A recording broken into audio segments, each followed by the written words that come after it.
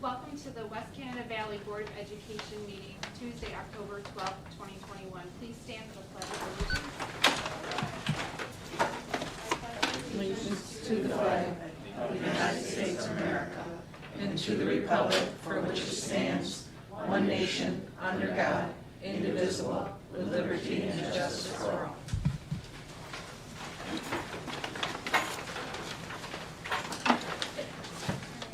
We'll hear from Mrs. Holmes. Mrs. Holmes, sorry. Yeah. So we're trying to get some field trips up and going again for the kids. We recently approved an outdoor field trip for kindergarten. They went to Teal's Farm in Barneville. That was a great trip. We're currently searching for some indoor places that would allow us to be on our own, away from the general public, maybe a theater that could accommodate us. We've continued our professional development with Tanya Schnabel. We're working on the reading and writing skills with her, but we've also asked Jennifer Stanton, who is the instructional coach at Herkimer Bosse's, to start offering some professional development at West Canada. So she'll be starting in November for the science of reading. In the initial stages of discussing an extended day with the 5th and 6th grade teachers for students that need extra assistance with ELA and math. I do have about 4 teachers that are willing to do that. So that was good news for me, so we're looking into that. And we do have a representative from the RIC that's coming tomorrow. He's going to be training our teachers in FRECL, which is an extension of our STAR local assessments that we use. It'll evaluate the kids at their instructional level, and it will provide some computer-based instruction for them, not only to reinforce what we're currently doing in the classroom, but also if we have to go remote again, there'll be an extra resource for them. Thank you. So you said they're going to be extended time for some 6th graders? We hope so. We're looking into 5th and 6th grade to give them, to kind of feed into 7th and 8th grade for those ELA and math assessments, to do some extra reinforcement after school with them, or maybe possibly even before school. It's just in the initial stages of discussion right now. Okay, nice. Thank you. Any other questions? All right. Mr. Broadbent? Yeah, so I'll extend a little bit on Ms. Holmes. I too, we're working on the extended day for, the state assessments, 7th and 8th grade assessments from last year. I have a couple teachers so far that have already volunteered to do that after school, and we'll be looking for more teachers as well. There's some other programs starting up, hopefully within the month or so, after school programs to our SEP funding. We also have started planning our senior trip for this year, so the kids are excited. We've been talking about that, looking at some options. The seniors voted regarding the banners that we have hanging in Newport. They decided they didn't want to purchase banners this year. So the cost was approximately about $1,800. So they said they'd rather spend it on the senior trip and other senior things that come about. Spirit Week is next week, October 18th to the 22nd. We have a pep rally next Thursday with the homecoming dance next Saturday. We got some prices on some tents and stuff if that's something the board is interested in discussing, heaters and stuff like that. It was brought up to student council, the tent. I just think the cost for them to cover that tent is just way more than they wanted to spend. School pictures took place. Retake is November 5th.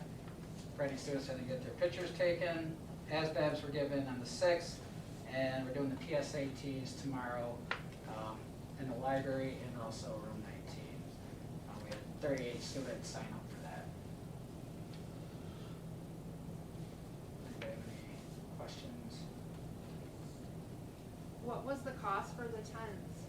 So a 30 by 45 tent with lighting and the side walls, so that we could cover 3 walls, kind of keep it open so we still have that open area outside, so we're not creating an indoor setting. The mask was $650. For the 30 by 40 it was $600, and the 30 by 30 was $500. If we wanted to rent a heater as well, just because it is later in the month, that's $300 for the heater and the propane tank, and a $40 delivery fee. So you're talking between probably $850 and $1,000 to do that.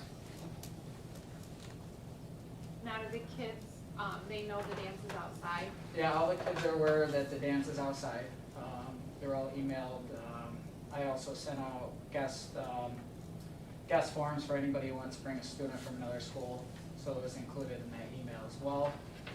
Student council is aware of it. We're actually planning on doing it outside here, this area, in the quad. We were going to utilize possibly inside where we could sell concessions through the window. Maybe the DJ would be inside, we were thinking as well. If we went with a tent, we could probably move that stuff out into the tent. Now, is this because of the Department of Health recommendations of inside wearing masks? Yeah, so if we're inside, the students all have to wear a mask, and if they're not wearing a mask, then we'd end up in a situation where we'd have to quarantine a lot of students. So we have really no way to contact trace in a setting like that. So that's why we chose to utilize outside. Originally, we were going to do it October 8th. The problem was all of our students couldn't participate. There was a girls' soccer game up in Poland. The time of the game wasn't established at the time that we came up with the date of the 8th, but it ended up being a 5 o'clock game. So they would not have gotten here until the dance was just ending. So we decided to push it off. We also pushed it off because we had a number of students that were out due to contact tracing. Any other questions? Mr. Doherty is outside. He's still at the soccer. He'll be in after. If we have some questions, he can report to us. Mr. Ray? So it's a few things we got going on. Staffing, I currently have 2 staff out, 1 full-time driver, 1 part-time driver out on quarantine. I have 2 drivers that are talking about retiring for the end of this year. So that's going to be a void we're going to have. Definitely looking for some substitute bus drivers at this point. I have a couple that are interested in full-time, but no substitutes. Waiting on our small bus still isn't delivered. The ETA is January. They can't get any chassis from Ford is the problem. We're also having a problem with bus parts right now. We have a conference every week with one of the bus companies. Right now we can't get windshields and latches. So if we had a cracked windshield on one of the larger buses, that bus would have to sit until no predetermined time at this point of any windshields. So. Speed reduction out front. Talked to the state this week, or last week it was, sorry. And there is a case study number assigned to it. They just don't know when they're going to get to it. So we're just waiting on that. Any other questions, anybody? All right, any questions on any of the consent agenda items? Okay, a motion to approve the consent agenda. Jessica first, Janine second, all in favor? Okay. Yeah. I'd like to take just a moment here. Typically, during this time when we're in this non-spaced out area, we take some time here to not only recognize our board members in here, but also our new teachers. And I still, at some point, would like to get an opportunity to bring our new teachers in, even if we do it over a couple months or we bring them in digitally and so forth. But I want to just take a moment to just talk about the members here around this table, around these tables, I should say. Especially over, I say this every year, but especially over the last few years, the amount of decisions and things that are being placed on the plate of all these volunteers in here, and we have a visiting board member who understands that as well, is above and beyond what typically we have to handle as board members here. I've had to come to all these people probably more times in the last 2 years than we probably had in all the years combined before, just with input, group decision making, difficult decisions at times, decisions that are in the best interest of the kids, trying to do as much as we can during this time, and dealing with all the restrictions and so forth. And people, even with that, could easily walk away, but they've come back, they've gotten themselves reelected here, they want to be a part of this. So to have a board that's so supportive of that and supportive of the kids is really, really important. You know, and I can't speak for other districts. I'm sure, you know, there's a lot of great boards out there, but I can speak for this board that I know everybody in here is here doing the best they can for all these kids that are here. So when I bring questions and difficult questions to them, I don't worry about bringing that to them. I know they're gonna discuss it. Like any group of people, we may not agree with everything that we're talking about, but in the end, I think everybody sort of respects, you know, where we're going with this. And the unified message always here is what we're doing for the kids, period. What can we do for them? What's the max we can do for them? Can we get this far? So, and we're under a lot of restrictions too. You know, and I didn't think we would be under the restrictions that we are right now, but we still are. So, you know, with that being said, I want to thank everybody around here that's sitting here tonight. I want to thank you for your time, your effort, the pressures that are put on you. You know, you live in the community. I'm sure you get a little bit of, you know, questioning out there at times that you have to deal with, and you know, and it's good to have you out there. And so I want to thank everybody here. I want to thank all the board members that are a part of being boards in other places as well. It's something that's sort of selfless. There's no pay here, and that's, you know, it's important to the schools. So thank you, everybody. Thank you, Deidre. All right, a motion to go into executive session for appointments of personnel matters, including review and appointment of employees and contract negotiations. Janine first, Jessica second, all in favor?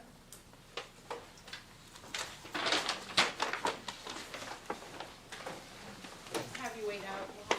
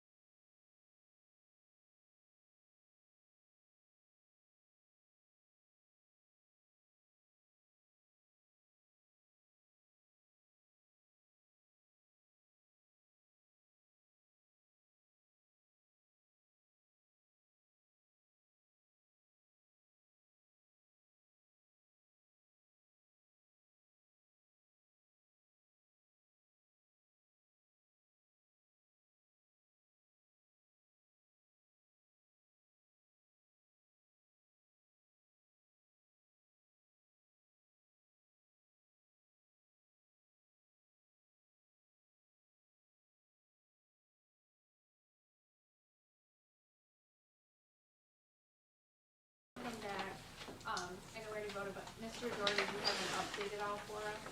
I won't go through the whole thing. The one thing I just want to put out there, and I've already put it out on Facebook and on the school website, but Section 3 has moved to this thing called hometown ticketing, which I hope everybody's heard of it because we put it out there. But the only way you're going to be able to go to a section event finals, or like if we were going to go to the Dome or something like that, you're going to have to purchase your tickets online through that hometown ticketing or on the Section 3 website. So I've been trying to tell everybody to prepare them in case, our football team or basketball teams get there.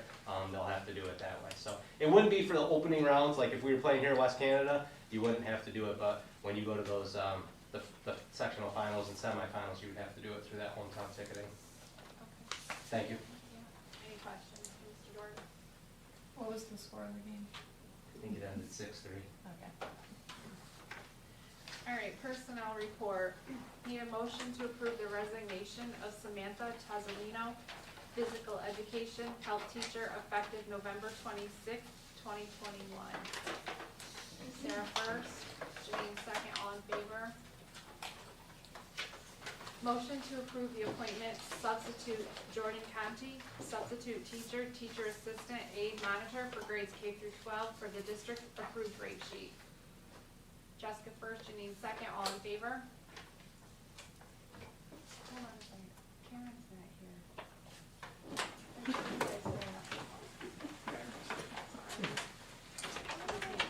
I got it. Do I have to point her, no. Sorry about that. Motion to approve Kathleen Linedecker, substitute teacher, teacher assistant, aide monitor for grades K through 12 for the district approved rate sheet. Sarah first, Janine second, all in favor? Athletics, motion to approve David Smith, coach, boys varsity basketball, step 5 of extracurricular index of the teacher bargaining agreement effective the 2021-2022 school year. Janine first, Sarah second, all in favor? Motion to approve Nat Sprowell, coach, boys JV basketball, step 3 of the extracurricular index of the teacher bargaining agreement effective 2021-2022 school year. Sarah first, Janine second, all in favor? Motion to approve Todd Hogan, coach, boys modified basketball grades 7 and 8, step 5 of the extracurricular index of the teacher bargaining agreement effective for the 2021-2022 school year. Jessica first, Sarah second, all in favor? Motion to approve Sarah Mayville, assistant coach, indoor track, step 2 of the extracurricular index of the teacher bargaining agreement effective 2021-2022 school year. Janine first, Sarah second, all in favor? Motion to approve Todd Hoban, Fetty Sayers, co-head coach, indoor track, step 5 of the extracurricular index of the teacher bargaining agreement effective 2021-2022 school year. Jessica first, Sarah second, all in favor? Motion to approve Corey Youngs, coach, boys, girls bowling, step 5 of the extracurricular index of the teacher bargaining agreement effective 2021-2022 school year. Janine first, Jessica second, all in favor? Motion to approve Shelley Hazard, coach, girls varsity basketball, step 4 of the extracurricular index of the teacher bargaining agreement effective 2021-2022 school year. Sarah first, Janine second, all in favor? Motion to approve the appointment of Whitney Reddington, coach, girls JV basketball, step 3 of the extracurricular index of the teacher bargaining agreement effective 2021-2022 school year. Janine first, Jessica second, all in favor? Motion to approve Chris Pullman, coach, girls modified basketball grades 7 and 8, step 5 of the extracurricular index of the teacher bargaining agreement effective 2021-2022 school year. Sarah first, Janine second, all in favor? Motion to approve Alicia Baraccio, coach, girls varsity cheer, step 3 of the extracurricular index of the teacher bargaining agreement effective 2021-2022 school year. Janine first, Sarah second, all in favor? Thank you. All right, prior to the action, Kelly, you're gonna update us on the audit corrective action plan? Corrective action plan is our response to the audit that we have to file with the state, and it needs to be approved by the board. You have a copy of it in the letter, in your packets. It's just addressing the issues that they cited us for, 4 old issues that have recurred, and then the one current new issue of the trust and agency balance. That was the interest amount that was left in trust and agency. It has been transferred to the general fund already. Any questions on the action plan? This is what you're responding to them with. Now, question from me, you said, and I agree, reoccurred. So what are we gonna do so it doesn't reoccur again next year? Do we have an answer for this? Well, on the disbursement testing, we have already put procedures in place, so that's being corrected. The general fund balance, that's an ongoing thing that, I mean, if we try to go into 4%, we don't have enough money to go through summer. School lunch is on the agenda tonight to be discussed. An extra classroom, that one I've talked to our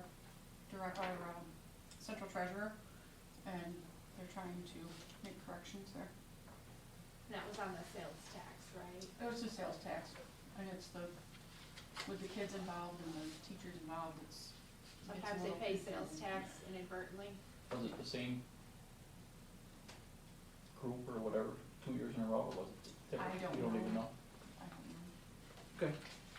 The two big, just, as you said, I wanna discuss the school lunch fund tonight as part of a discussion item. The general fund balance is something we will have to discuss this year budgetarily when we get to that, in terms of whether we want to explore additional reserves, whether we wanna explore capital reserves, those kinds of things. So those will be something we wanna look at, in terms of fund balance for that. Any other questions? Motion to approve the audit corrective action plan as presented. Jessica first, Sarah second, all in favor? Motion to approve the superintendent as our lead evaluator for the 2021-2022 school year. Jean first, Sarah second, all in favor? Motion to approve the West Canada Valley Administrators Association Agreement. Janine first, Sarah second, all in favor? Thank you. Motion to approve the memorandum of agreement for the joint sick bank MOA. Janine first, Jessica second, all in favor? Thank you. All right, discussion items, DJ update on the COVID-19. So I try to keep this on the agenda to update, especially as we go from month to month for those listening and those in attendance, in terms of what's changed, what's been impacting the district and those sort of things during the pandemic. Not a lot has changed since last month, but there's just a couple things I want to sort of clarify, and so people understand in general, and everybody in here kind of understands how the process is going. So I'm gonna start with the positivity rates. Those get recorded every day. They're on the dashboard for anybody who wants to see what our positivity rates are. I will say, if I was gonna summarize September into mid-October here, we probably have a little bit of a higher positivity rate among our students than we did last year. I would say, especially when it comes to younger students and so forth. I don't think we saw so much of that. I think there was some contact tracing that affected us. One of the things that's limited the quarantines off of those is the new policies, as I talked about with Herkimer County Public Health, where we're not necessarily quarantining whole buses and whole classrooms and things like that. If that was still going on today, I think we'd have a pretty large impact. The other piece that's limiting the impact of any positivity is the vaccination rates we have in the building, especially at the high school level. That at times cuts any sort of quarantines into at least half, because if the student is vaccinated, they do not have to quarantine, they have to just monitor symptoms. So students who are non-vaccinated or unvaccinated end up in quarantines. When we look at how things are quarantined in the building, we look at that 6 foot, and I'll openly say, because this is sort of public knowledge, that like our federal and state governments and so forth, you know, upper tier people make rules, and those those DOH documents that come from the upper tier are a baseline for schools. So when we got to the point where it was 3 feet, what that did was allow us to get all the students into school. What Herkimer County Public Health will tell you is that the local agencies are in charge of their local regions. And currently, right now, because of the rates of positivity that they are seeing, and this has been since the start of school, their restrictions are much more than just the base state document. So anybody who ends up under 6 feet in any of these rooms, regardless of mask wearing, is being quarantined. When we're on buses, anybody who is directly next to you, to the left or right, or in front and back of you, is being quarantined, again, if they're not vaccinated. So, you know, each period, if you look at the high school, we go through each period. Some periods we were able to get to 6 feet, some periods we're not. And when we're not able to get to that 6 foot mark, that's where you'll start to see, you know, at least a small number of quarantines come out of that. The bus, some small number of quarantines, sometimes on the athletic teams, some small number of quarantines that come out of it. These kids participate in a lot of things outside of school that lead to quarantines. It might be part of the same tracing that we do in school, but it could be, you know, their participation in soccer outside of school, AYSO or Pop Warner and things like that. So we end up we don't trace that, but other people do. So you'll see, you know, kids that are on quarantine that we bring into the classroom digitally while they're on quarantine so that they can be instructed during that time period. The second part of that is when we get a call from the Department of Health, they are basically tracing back 48 hours from the point of symptoms. So, for example, if symptoms appear on a Sunday, and they call us on Monday, they typically trace us back to Friday, 48 hours. So if that student was in school on Friday, we work our tracing off of that Friday. So sometimes there's a delay in the positivity call from DOH. So we may not get a call till Tuesday or Wednesday, and we're tracing back to the previous Friday. So that happens. We've changed a little bit of how we're doing this because of there's a lot of hands in on all this. There's different medical facilities that are plugging things in, that are going through DOH, and there's these chain reaction things, and there's been, quite honestly, some mistakes. There was a day where we were told we had a quarantine, and then they called us and said we don't, and then they called us back and said we had to. So at this point in time, once, you know, we're taking action once we hear from public health, and then we're sending those, you know, we're doing our tracing, and we're sending it in public health is calling these people so that we don't have different stories going on. And to be quite honest, we're not in charge of any sort of quarantine. So that's not our job. Our job is to assist them in contact tracing, and that's what we do. So, you know, I know it's frustrating for some people, and it's been frustrating at times for others, but that's really how this is all working at this point in time. I can, you know, fortunately say, I don't know if it's because we're contact tracing or because of our safety protocols that we have in the building.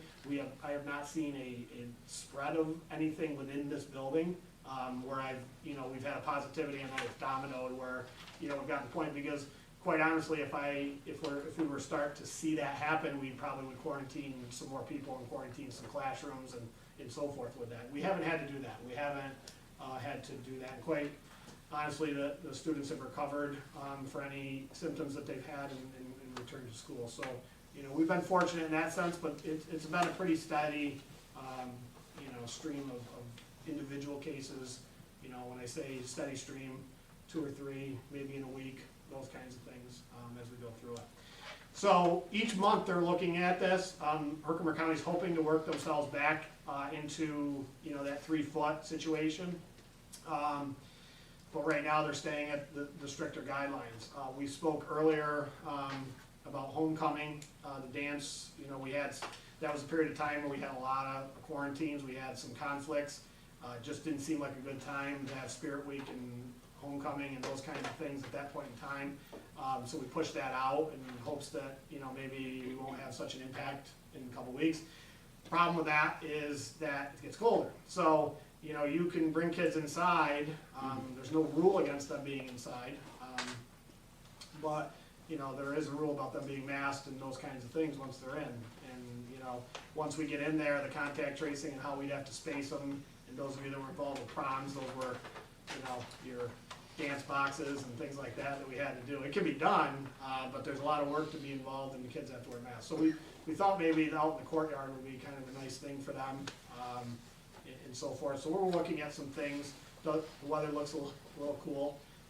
So we're looking at some things that we potentially may have to do to make that happen, but, that's that. In regards to indoor, I know Mr. Doherty, he probably doesn't have anything to report on this, but in regards to indoor sports for in indoor facilities here in the winter, my hope is that, you know, we'll be able to bring the youth basketballs and the indoor practices and our school events here and people into the games and so forth, but we don't have any definitive answer on that as to what the indoor situation will be in the next month or two.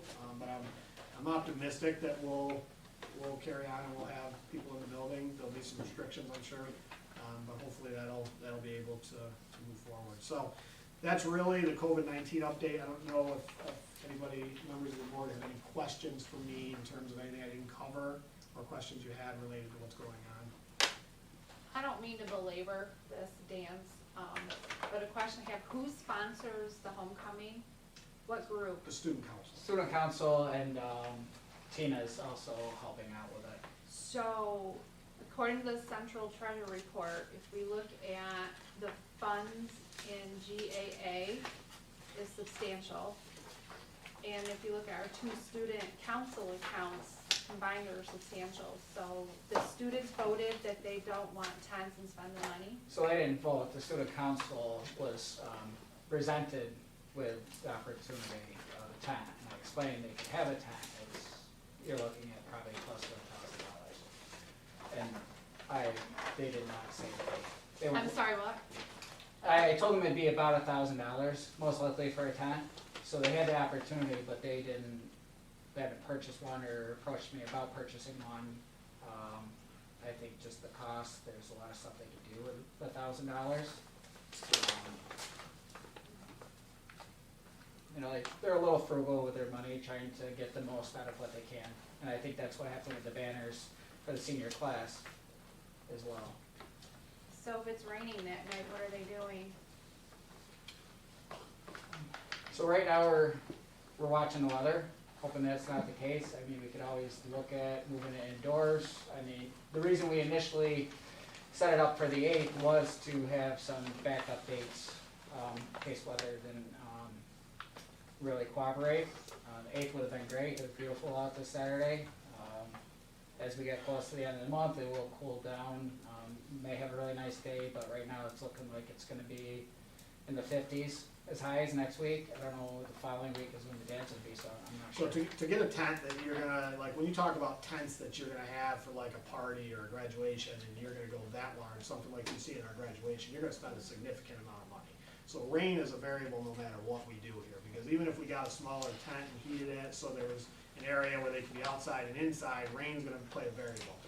The backup to all of it, if everybody, you know, everybody will have to understand, is that we can move it inside. I mean, there's no rule against it being inside.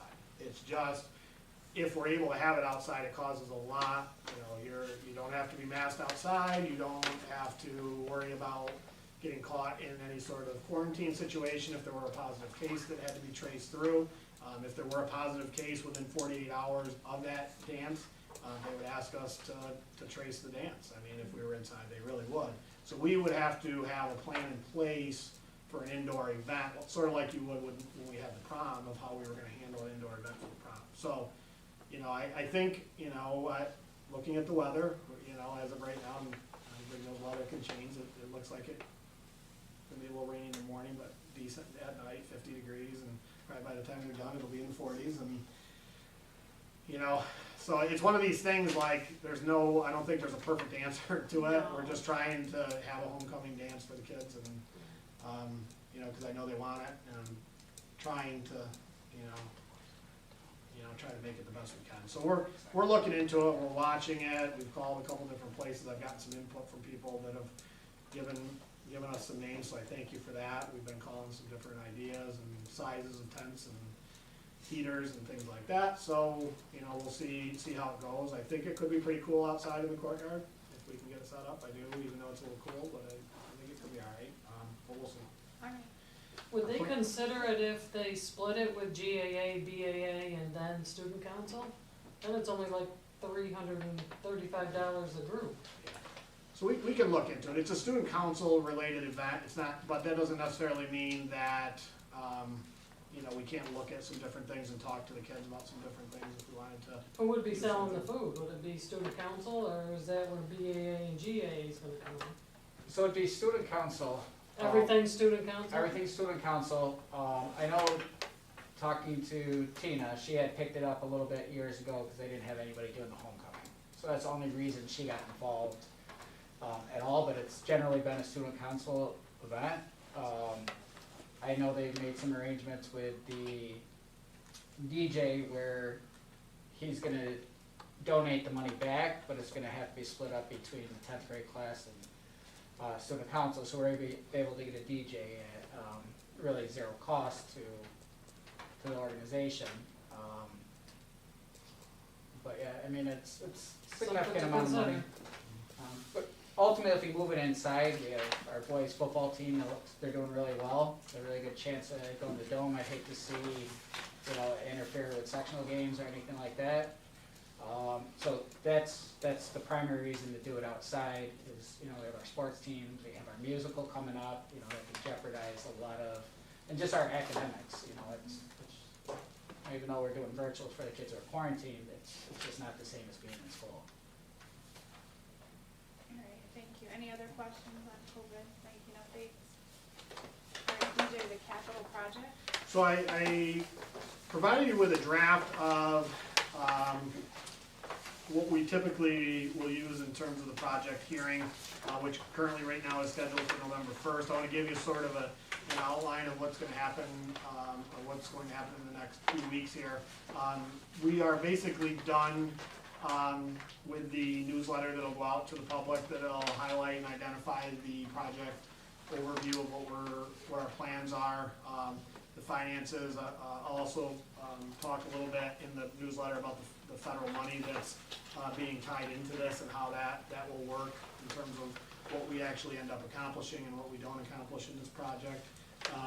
So that'll go out to the public in the next week or so. That'll be completed and that'll go out. The public hearing for this, when I take everybody through this again, will be November 1st at 6 o'clock in this library. And then our vote date is November 9th from 12 to 8 p.m. in the high school lobby on this. So I want to take us through this as we sort of tie things up, finalize things that you have any final questions on. Again, keep in mind this is a proposed overall scope.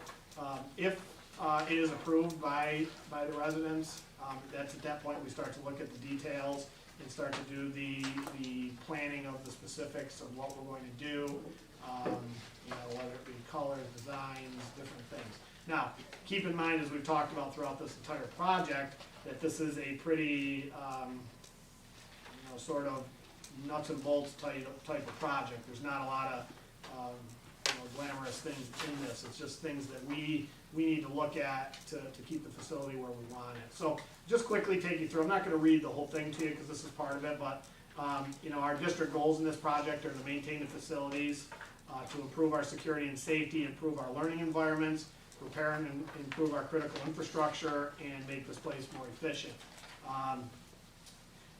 And that's kind of the baseline for this entire project is the areas where things are aging, where do we need to address them in case we are unable to do projects you know, in the near future.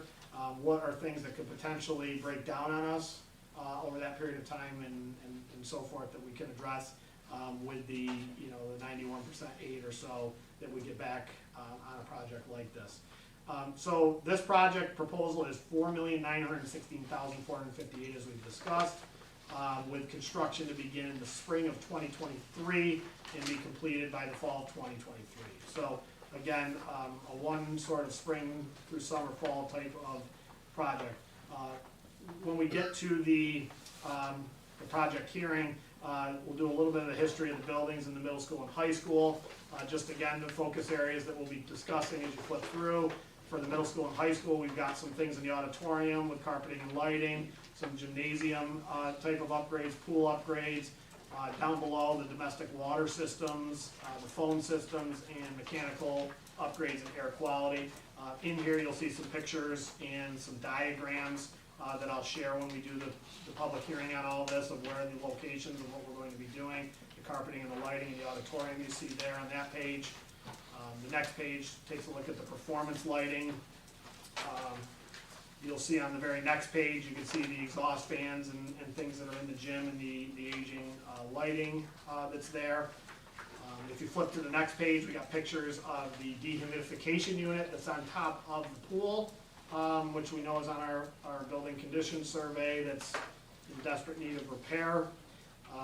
As you get into the next page, you'll see some pictures of underneath this place that may, some people will have seen for the first time here, the domestic water storage tanks, the pool filters. We certainly are, if we want this pool that's been in our building for so many years to continue to be a productive part of our curriculum in our school itself, we've got to take a look at some of the original or aging type of areas that are there, filters and pumps and those kinds of things that are there. If you flip over to the next page, you'll see a picture of the pool and the ceiling and so forth for the sound. The next page, our building controls. We've talked about this. We did most of our building controls were taken care of in the previous project that you completed, but we do have some old controls that we're just not able to fit in the last project. They are in this one to get us under a unified control system that's in here that controls our heating and boiler rooms and so forth. If you flip over to the next page, we look at some of the doors and things that we're looking at potentially replacing.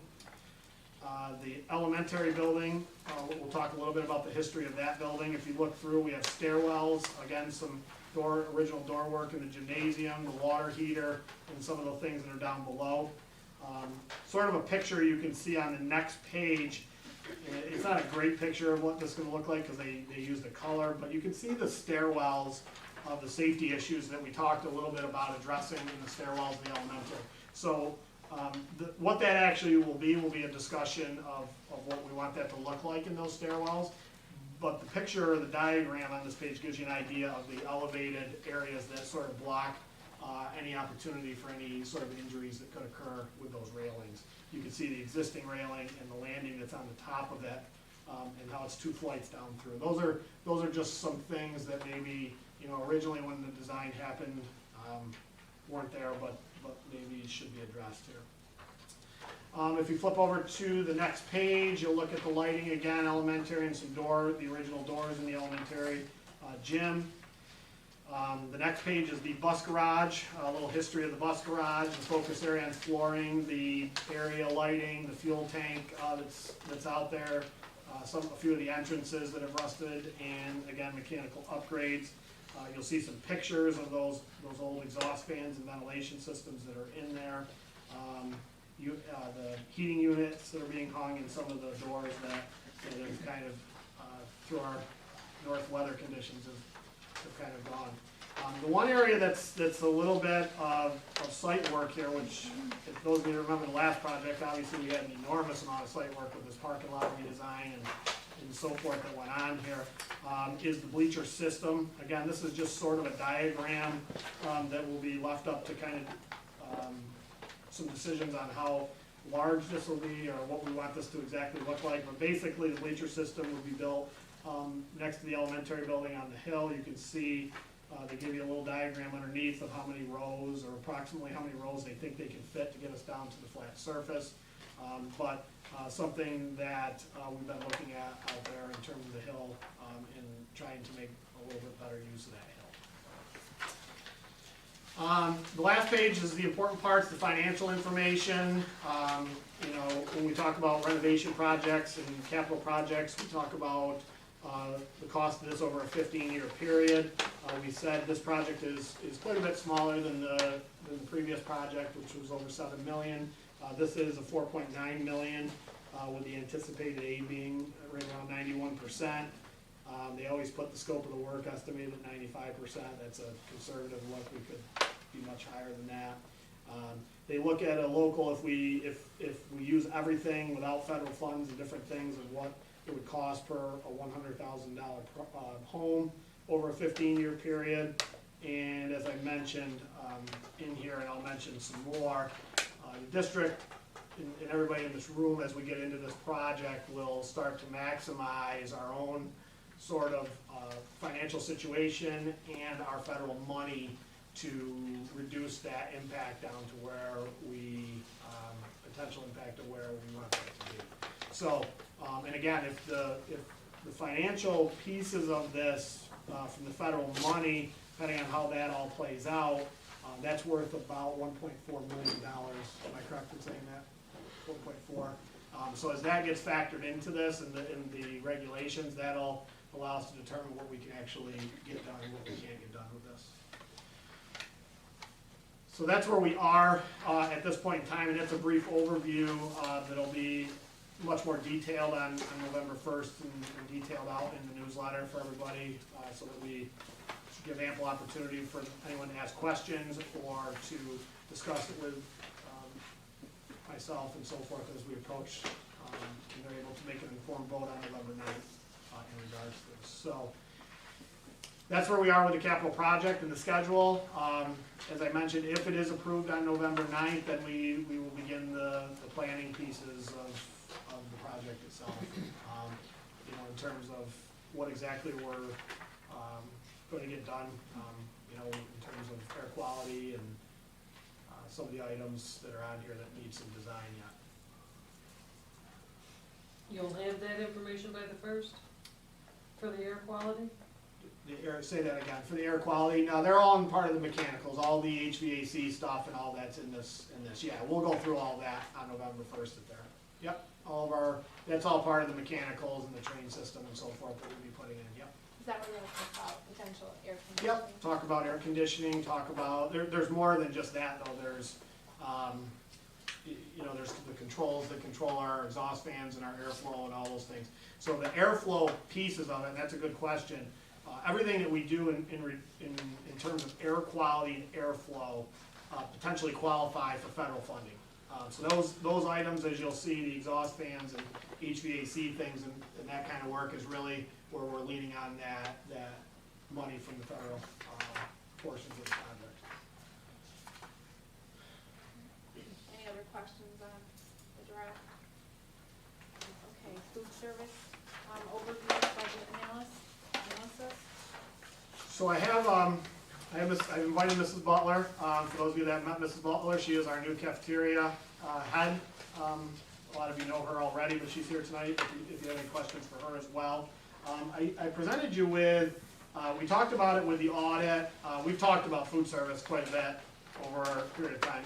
In any school you go to, food service is a tough budget analysis. But as we left last month and we discussed this and you asked me to come back with some information in regards to where we're at and how this all works.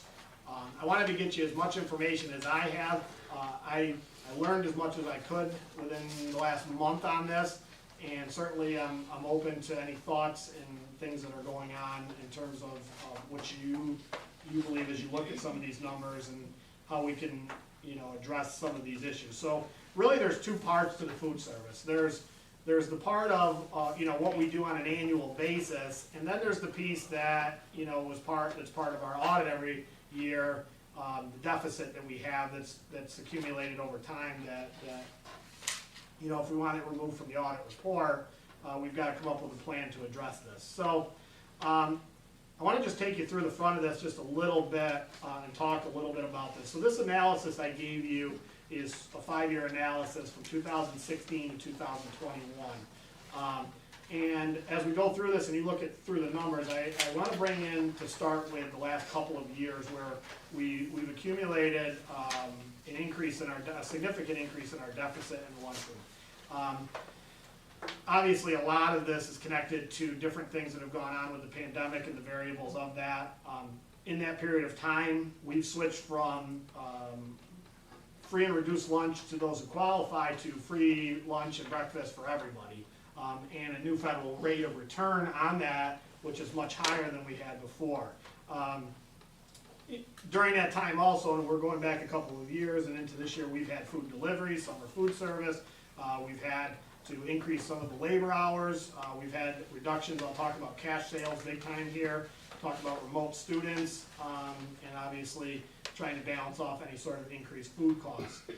Just some key background financial reimbursements. Our breakfast reimbursement right now is $2.56. Our lunch reimbursement is $4.38. We try to keep, obviously, our meal costs below that. Our adult meals are $4.71, and our total labor costs right now are $230,418.80. And that includes all benefits and retirement, Medicare, everything that your workers' comp, everything that you're going to throw into that. If you look at our revenue and cash sales last year, it was $10,247.65. And that's a big highlight for you if you didn't already take a look at that in terms of what we're talking about here. So when we look at our budget summary just for last year, we appropriated $330,177, and our revenue was $283,000, which created that deficit of $46,000 to $47,000. So as you flip over to the next page, I tried to summarize a little bit of looking at pre-pandemic, where in 2018-19 we had a surplus of $4,441.25. So that was, back before everybody was free and reduced. That was back before pandemic restrictions and the closings of the schools and so forth. The big number here that I want you to circle is this included cash revenues of $142,109.34 and reimbursement revenues of $198,000 for that year. So when you look at our appropriations for the 18-19, we spent $335. And we brought in $340. So we had, essentially a $4,500 profit that year, or surplus in our money. So what's causing it? It's, there's a lot of numbers here over 5 years. You can flip to the charts that are on the back that has an appropriations chart for you over 5 years, and you can see on the appropriations chart and the revenues chart where that gap has occurred. Probably the biggest item that I don't want to say necessarily surprised, but the amount that's surprising about it is the reduction in our cash sales. So you can see, if you look at the revenue side, which is the last page, what has happened to that once the pandemic hit.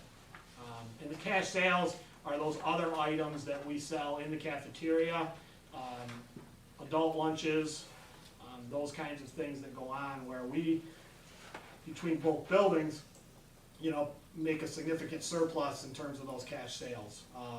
And that's been challenging because those cash sales went away where we weren't able to do certain things and snacks. Now, this year, we're back doing it. We're slowly getting them in. We're trying to get the elementary up and rolling here, even though we have some of them still eating in the classroom, so we're trying to get those snack sales up to there. We're starting up some of the lunch, adult lunch things that they purchased for us is getting started that we were unable to do during periods of time here, and that's where we bring in our revenue. We're really trying to be cost conscious of the meal costs and try to maximize those reimbursement rates. So I think the plan going forward is good to get us back on track of being right around that even mark or with a little bit of surplus. So that's good on that end of it. I'm confident that if things don't change and things continue to get better with the pandemic and things we can do, we're going to be able to do that. Here's the issue. That creating surpluses of $4,000 or breaking even is not going to reduce the deficit. So the deficit's there. Now, you can look at this a couple different ways. The deficit's there. It's recognized in the audit. It's there. We chip away at it. We put a few dollars toward it, and it's just there. It's just an existing debt that's there that you have, and the auditors will make note of it every year. Or you could come up with a plan to say, we're going to try to, at the very worst, break even or have some surplus to put toward it, And then we're gonna budgetarily allot so much money from the general fund to address that deficit that we have there. Because the reality is, no matter what we do in the cafeteria, you're likely not gonna make huge surpluses to attack, you know, a deficit. So where you're seeing, you know, if you were able to make $25,000 to attack a deficit, you know, that'd be one thing. But you're gonna be, you know, chipping away at $2,000 a year for a long time to do that. So if we want the deficit to go away, we can do that. We can come up with a plan. Maybe it's a 3-year plan, maybe it's a 5-year plan to address it, and get rid of it, and then work on what our annual to eliminate, you know, annual deficits. But again, I'm open, and I'm sure Mrs. Butler's open to ideas as she's new here, new to this sort of business, not new to the food industry, but new to this sort of business. Thoughts on this and the numbers that we gave you, and things that you think we could look at potentially, or just some ideas on how, you know, we want to move forward with this. So that's the long-winded budget report there. Does anybody have any questions on it, on the budget, or for Mrs. Butler, or anything else in terms of anything that's on paper here for you? Do the kids, do they get the order out on Friday still or no?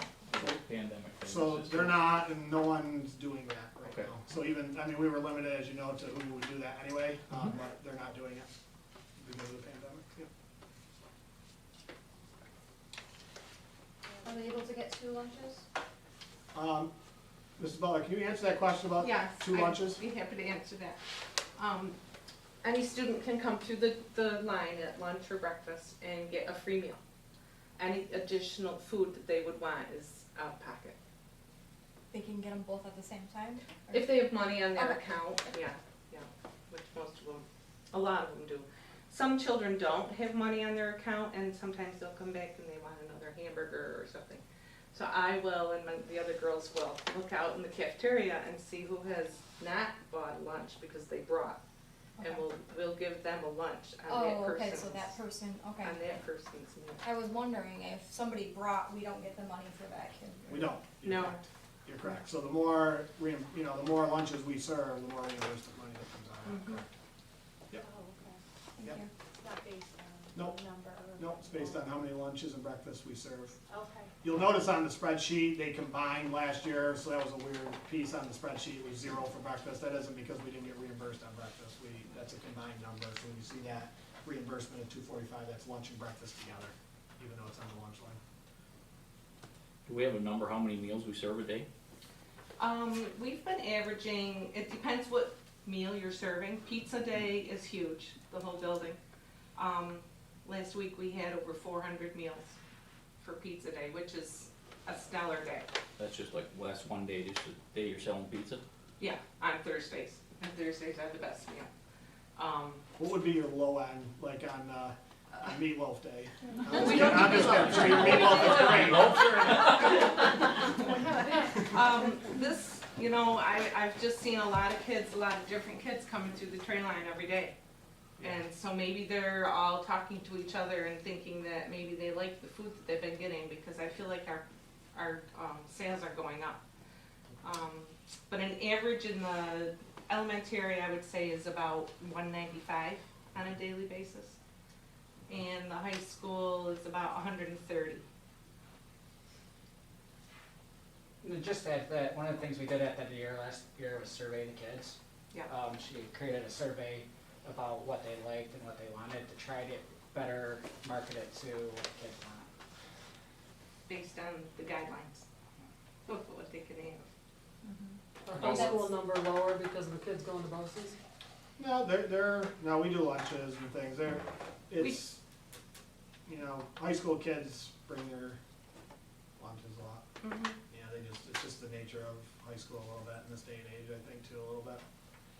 I think she still probably grabs them when they have something that's there, but. Sometimes the children will come through and they just want a milk and an apple, and we'll put that in as a lunch, if they took the lunch, because they made the effort. I mean, we'll offer it if they come through and they don't want the green beans and they don't want anything else, they just want the apple and the milk, and off they go.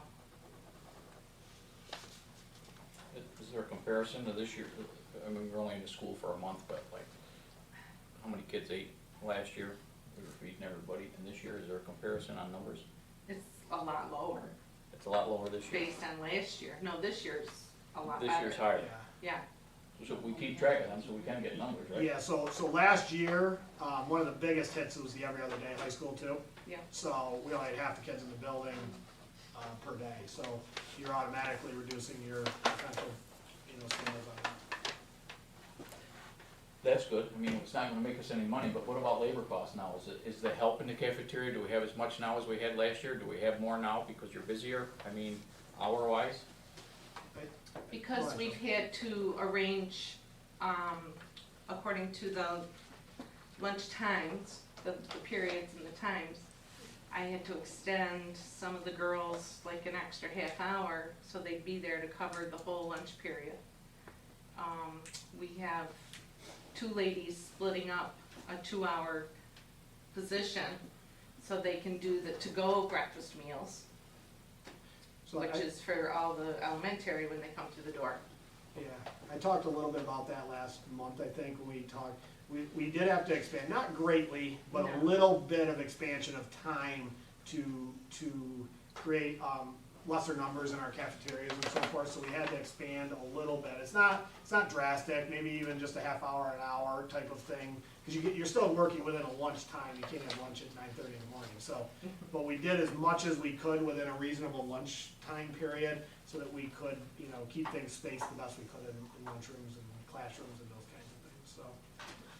Big thing we've discussed, extensively since last month is, how do we get those adult sales back up? How do we get those, snack sales that the kids obviously like because of the amount of surplus that are in there that they want? How do we get those to the elementary classrooms where we're not bringing them to the cafeteria, so that they have an opportunity? We don't wanna create a situation where we have snack opportunities or cash sale opportunities for kids who are in the cafeteria, but not for the kids that are in the classrooms there. So we're working on that as well, but we're up and running high school wise, which is where the significant cash sales come for the most part too, so. So, and that's where we're losing a lot of our, that's what the point I was getting at, that's where we're losing a lot of our revenue, our money here is, through the labor. So now we have more labor involved Yeah, again this year. yeah. So I don't see how we're gonna, Hopefully not as much, cause I don't have the deliveries, I didn't do, there's just some things like that are a We're little not bit driving different. buses out this year, which, No, we don't have to do that it. added, did that add to the labor? right? Well, just adds, you got prep work for deliveries and things like that we don't have to. The only prep work we're doing is the breakfast in the morning, cause, the elementary, when they come in, they grab and go breakfast to the classroom, so we have that prep work the previous day a little bit.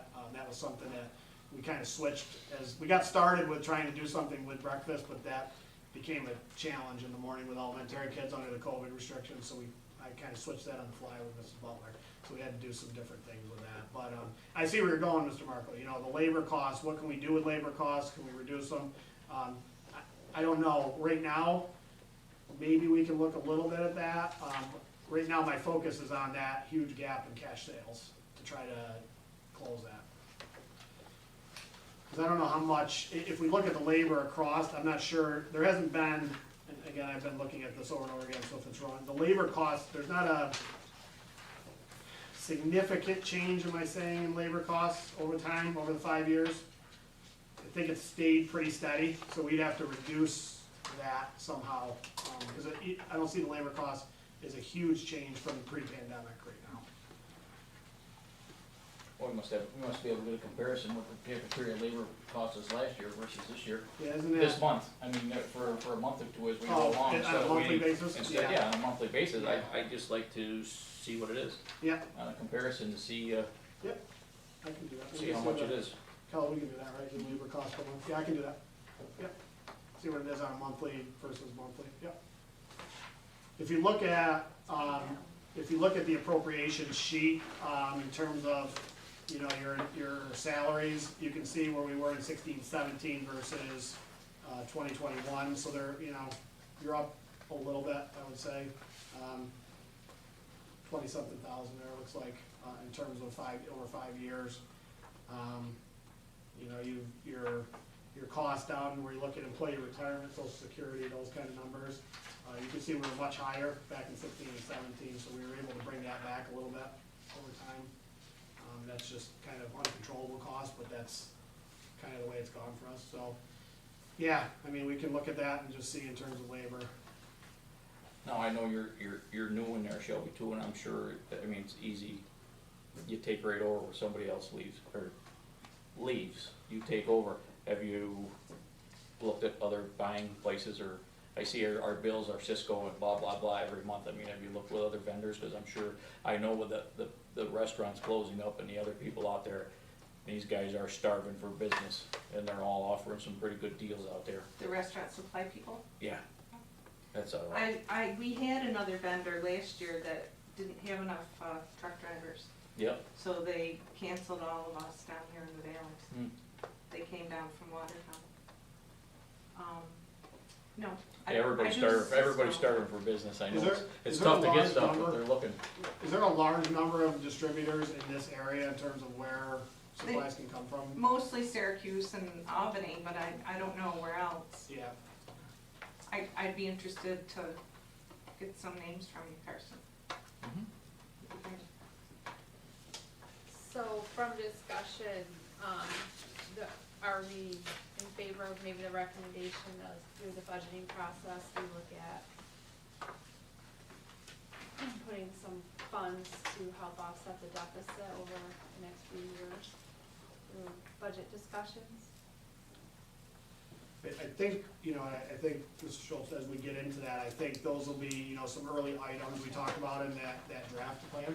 I think for sure that we can get into, here's where we're at, here's the deficit. Is this something as we start to structure our budgets, is this something that we're uncomfortable with, that sort of deficit being on our audit report?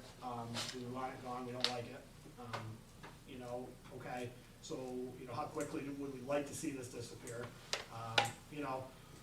Or at least be reduced quite a bit. It'll still be on there, but they'll note that you're reducing it, for sure, you know what I mean, on the audit report. So those are things that we definitely could bring to the table and have a good budget discussion. Anything else on that? Okay, announcements, November 12th through the 13th is the upcoming musical. November 9th, as said earlier, is the capital project vote for the community from 12 p.m. to 8 p.m. here in the lobby. November 11th is the Veterans Day observance, and then November 24th through the 26th is the upcoming Thanksgiving recess, and our next board meeting is Monday, November 8th. I have a question about the musical. Yes. Is it open for people to view? Or? So it's a very good question. So right now, the answer is sort of yes. We don't feel, and I've got to have some more discussion with public health on this. I think we're going to be able to do pods. So I think it's possible. I just don't think we're going to be able to sell out like we would for a normal. So I think the tickets will be semi-hard to come by a little bit. But I know the initial discussion is creating sort of how many tickets and are these people in your household, family type pod type things. But I don't have a direct answer for that right now. What I can tell you is I don't think it's going to be everybody can buy a ticket and get into it. The real problem, what stinks about the musicals is it's I can't, like when we do sport things that we couldn't let people into, I could just stream them. I can't do that with a musical because of the copyright things. Mm-hmm. So I can't even create a situation like we can with sports where people can still see them at home. So we're trying to maximize that capacity the best we can, but I won't know definitively until, right now, especially even with the indoor sport things that are happening, they're holding off to see how this thing's going, so you really can't get a definitive answer. But I'm gonna need one soon, so they're gonna have to let me know, here's our capacity, how do you want us seated, how do you want it spaced? Can I bring, if everybody's masked, can I roll it, or, that kind of thing. Public comment. We welcome public comments that are related to the agenda. We ask that you be respectful of time. We ask that you state your name, where you live. Remember, you cannot identify specific staff, student, personnel, or board persons. If you need to address a specific situation, we ask that you contact our superintendent directly. So we have any public comments?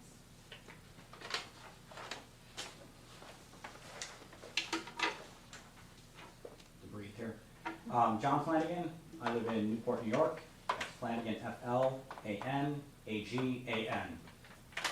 First, I'd like to say thank you for the opportunity to address the board. I would like, the reason for me addressing the board is I do want to bring to your attention an issue that I ran into. And the board may have some impact on this, or it may be considered more of a local matter. But one of the things that I wanted to bring up was the issue that my understanding is that the high school musical will be outsourcing some of the more technical aspects of the productions, mainly the lighting and the sound, to, my understanding is, BOCES. I have a concern with that on a couple of different reasons. But the first thing is that we've done. 1 year, without even naming names, a former faculty member started the process of allowing the students to learn the equipment, learn how to interact with the various pieces, how they operate, how they interact with the actual director's directions and such like that. And for over 6 years, we've had students running their plays, their musicals. My understanding is now that there's, in consideration, a decision to remove these students from those positions and outsource it. And I'd like to take just a few moments to let you know what I ran into, and then I do have a suggestion. Okay, without naming names, so I'll say faculty member number 1.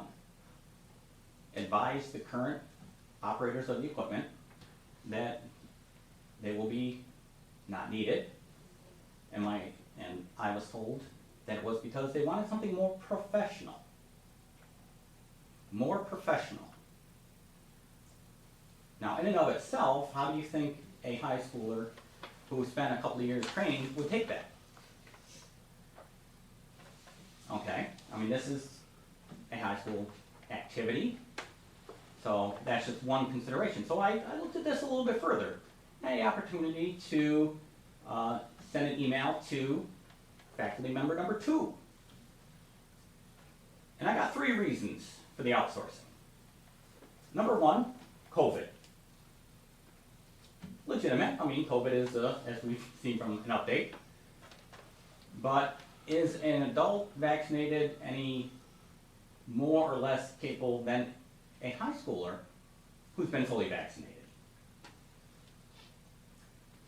That the lighting, sound, stage crew, etc., the people working at are at the discretion of the director. I would agree with that.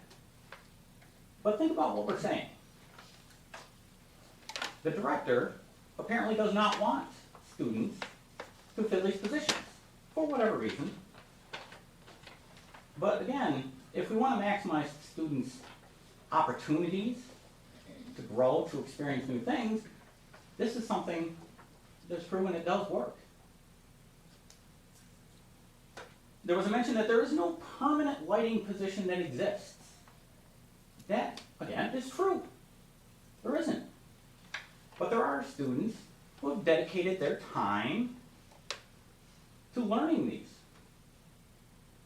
And it is passed down from one graduating senior to an underclassman to pick up the torch. This is something that, yes, there may not be an official position, but there are people who do it. And now, this decision could deny them the opportunity to do that. At least in terms of the way the musicals are. So, I had an opportunity to talk to an administrator. And I had an opportunity to talk on the phone, and I was very grateful for that opportunity. But there were multiple items that came out of that again, I'm concerned about. The first item that was mentioned is, well, we've used outsourcing in the past. We've used other people. It wasn't until this other director decided to use the students. What does that mean?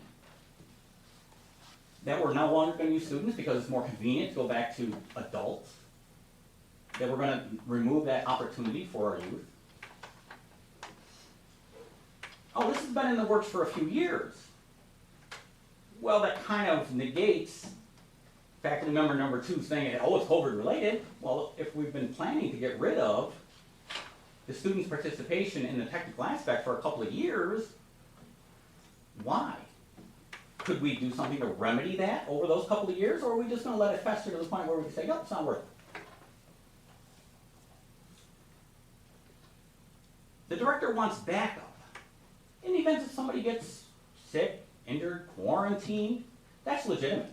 I'll give you that. We don't know what's gonna happen. But do we deny an opportunity because of what if? What if the lead got sick, quarantined? Are we just gonna outsource the main leads in the event that? No. So I'm concerned about that. We want people to know how to use the equipment.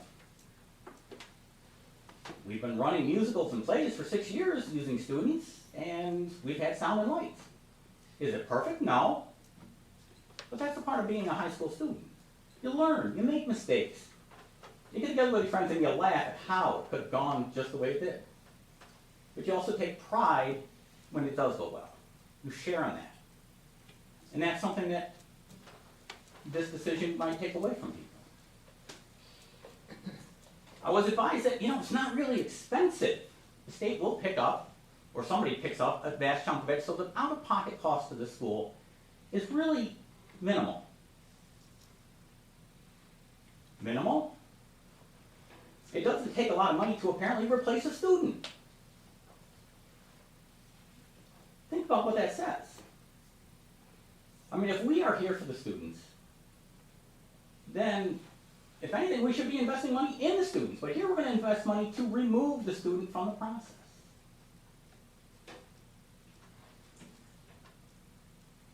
The plays and the musicals are only once or twice a year, meaning that these students that operate this equipment do not have a lot of time or opportunity to practice this, to pass on the knowledge to the next generation, if you will. So if we remove this musicals, they have one opportunity, maybe 2, but one opportunity to do this. And think about that. How do we pass on this knowledge? I mean, at some point, it could very well be that there's just not enough opportunity, and now we have to pay people outside of the West Canada schools in order to operate our equipment.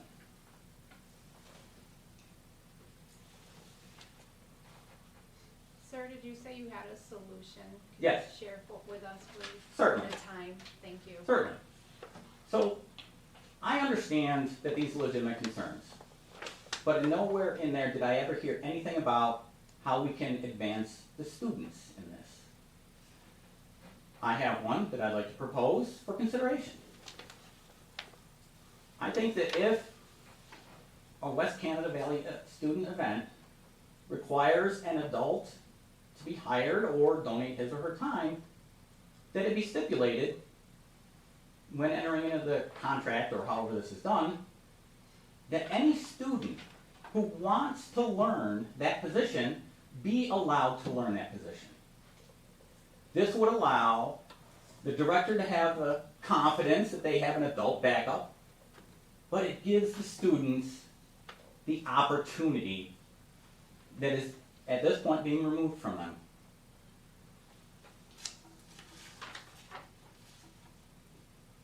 I think that there should be a bona fide effort to try and canvass the school for, make them aware of these hidden positions. Because this is a great position for somebody who may be shy and doesn't want to stand on stage. Maybe it's not athletically inclined, maybe even has a disability. These are positions that they could do as a student to contribute, to be part of a team that they may not even realize exists.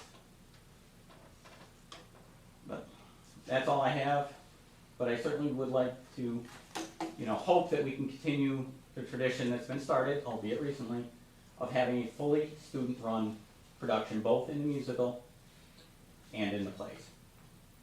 Thank you. Thank you. Thank you. Any other public comment? Well, my name is Lynn Swartz, and I still live in Fairfield. I just wanted to bring to your attention, I'm sure you all know it, but this year, the girls swimming and diving team has been doing pretty well. And a couple of weeks ago, a 9th grader broke the record for diving that had been held for 38 years by my daughter. But I think it should be recognized in your newsletter that you send out to the parents. It's quite an accomplishment. Yeah, Sure is. thank you Thank for you for that. reserving this. Any, do you have any, Karen, online? I don't know. Just quickly, you want to say something quick? Yes. Mr. Flanagan, would you be available for me to carry on a little further conversation about Absolutely. this tomorrow? Are you available tomorrow at some point, yes? Yes, we can. I'll reach out to you, because Perfect. I just want to hear a little bit more about what you're saying, okay? Thank you. I appreciate that. Also, just one quick thing, in our packet, we received, a copy of a letter that was sent to DJ in support, for the students who are FFA, so just wanted to recognize that.